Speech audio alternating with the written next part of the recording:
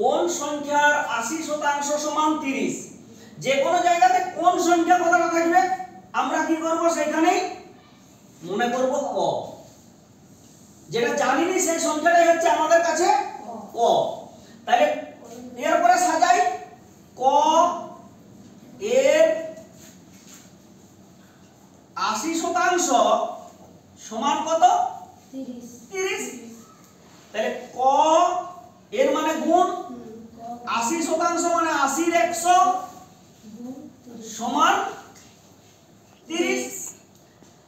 শূন্যয় শূন্যয় কাটলো 2 4 8 2 5 10। তাহলে 4 ক ভাগ 5 সমান 30। এবার আড়াআড়ি গুণ করব, বজ্র গুণন যেটা বাড় গুণ। তাহলে 4 ক সমান 3 5 15 150। ক সমান 150 এর 4। 4 দিয়ে সরাসরি ভাগ করতে পারবো না, 4 3 12, 30 হচ্ছে 4 7 28, তাহলে দশমিক হয়ে যাবে। তাহলে আমরা 4 দিয়ে ভাগটা এখানেই করে দিই, বা আমি খাতার এই পাশেও 4 দিয়ে 150 কে ভাগ করতেই পারি।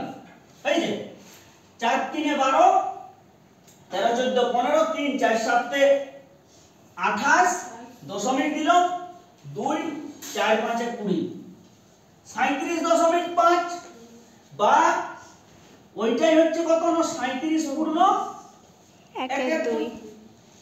এখানে আমি 4 3